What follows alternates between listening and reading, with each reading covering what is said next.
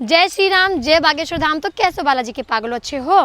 मैं अभी आई थी चंडी माता के दर्शन करने के लिए। मैं एक ब्लॉग बना रही थी। बनाते बनाते मुझे ये साइकिलें दिखी। मैंने पूछा आके साइकिल कहाँ से है, क्या इसका उद्देश्य, यात्रा कर रहे हैं एक्चुअली ये।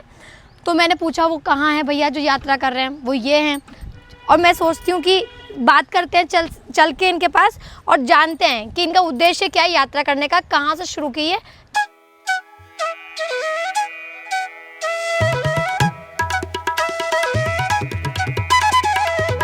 जानकारी लेते हैं और आपको भी देनी है, इसीलिए सीताराम भैया जी पहले सीताराम ठीक है। और पहले तो आप बताइए आप कहाँ से हैं, प्रॉपर रहने वाले? मैं प्रॉपर रहने वाला यूपी से हूँ, बट मैं स्टे करता हूँ। मैं 12 to 13 ईयर से रहता हूँ मुंबई में। तो मैंने मुंबई से अपनी यात्रा स्टार्ट की। मुझे 9 मंथ कंप्लीट हो चुके हैं। ये मेरा 6वां स्टेट है और मेरे 3 ज्योतिर्लिंग और 2 धाम कंप्लीट हो चुके हैं। उसके साथ साथ बाकी काफ़ी सारे तीर्थ हो चुके हैं। जैसे मेरे उत्तराखंड में मेरा पंचबद्री, पंचप्रयाग, पंचकेदार और कार्तिक स्वामी ये सब कंप्लीट हो चुके हैं। और अभी मैं आया हूँ बागेश्वर धाम में दर्शन करने के लिए। अच्छा, वैसे आपका नाम क्या है? मेरा नाम राहुल चौधरी है। ओके, तो आपका जैसे ये यात्रा चल रही है, आपने उद्देश्य इसके पीछे उद्देश्य क्या है? देखिए, आजकल क्या हो रहा है कि हर किसी को हर चीज़ शॉर्ट में चाहिए, ठीक है। तो आजकल की जो पॉपुलेशन है, जो यंग जनरेशन है, एकदम लेज़ी हो चुकी है और बहुत ज़्यादा वीक हो चुकी है। आप फिजिकली बोलो चाहे मेंटली बोलो, सुसाइड बढ़ रहा है हमारी सोसाइटी में। उसका रीज़न है मेंटली वीक, ठीक है। करेक्ट। लोगों के अंदर इतनी बीमारियां हो रही हैं, उसका है फिजिकली वीक। दूसरी बात, हम पर्यावरण के बारे में नहीं सोच रहे हैं, क्योंकि आने वाली जनरेशन क्या देखेगी। पहले जो हमारे पूर्वज थे वो आने वाली जनरेशन के बारे में सोचते थे। आज की जो जनरेशन है वो सिर्फ अपने बारे में सोचती है, इसलिए आने वाली जनरेशन के लिए कुछ बचा नहीं है। तो हमारा मकसद है कि हम ज़्यादा से ज़्यादा लोगों को ये अवेयरनेस पहुँचाएँ कि जो हमारे पेड़ हैं, जैसे भारत में 500 करोड़ पेड़ों की ज़रूरत है। क्यों? क्योंकि कट चुके हैं। अभी लोग बोलते हैं पेड़ लगा रहे हैं, पेड़ लगा रहे हैं। पेड़ लगाना इजी है, लेकिन उसको बड़ा करना मुश्किल है। और उससे भी बड़ा जो है चैलेंज है कि जो पेड़ हैं उनको बचाना है। आप तभी जो पेड़ हैं जो बचाएंगे और आगे जो लगेंगे उनको बड़ा करेंगे, तभी उस चीज़ को बैलेंस कर सकते हो। फिर दूसरा है, हमें जल बचाना है। अगर पानी नहीं होगा तो जीवन नहीं होगा, खेती नहीं होगी, कुछ नहीं होगा। तो आपको पानी कैसे बचाना है? तो आपको नदियाँ बचानी पड़ेंगी, तालाब बचाने पड़ेंगे। उसके लिए उनको क्लीन रखना बहुत ज़रूरी है। लोग आते हैं कचरा डाल देते हैं कुछ। अगर हम फूल भी डालते हैं तो वो भी गलत है।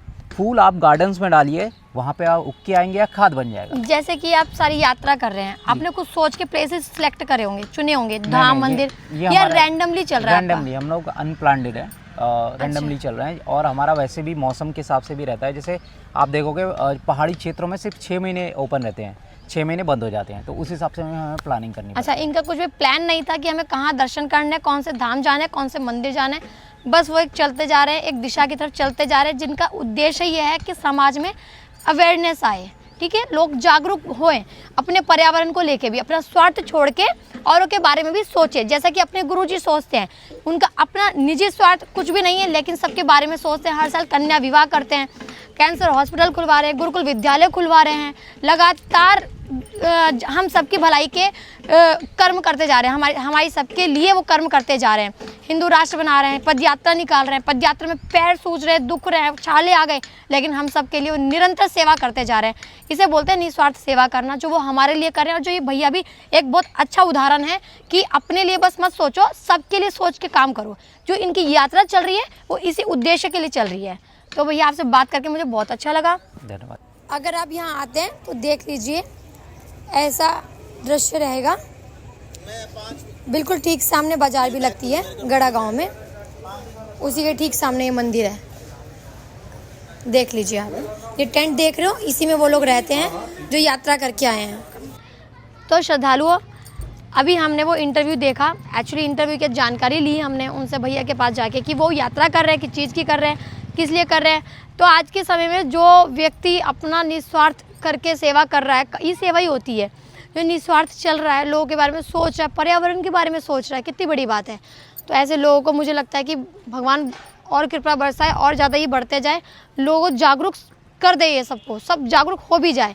जो ये जिस उद्देश्य से यात्रा कर रहे हैं पर्यावरण को बचाने के लिए, वो सफल भी हो, भगवान की कृपा हो।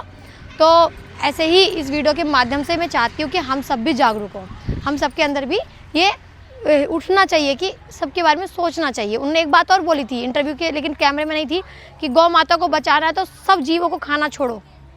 गौ माता को बचाना है तो अपना टेस्ट, अपना स्वाद के लिए जीवों को मारना छोड़ो। बात करते हैं इतनी बड़ी, लेकिन पहले खुद उसको सही करना पड़ेगा, खुद तो सही चलना पड़ेगा, तब हम दूसरों को कर सकते हैं।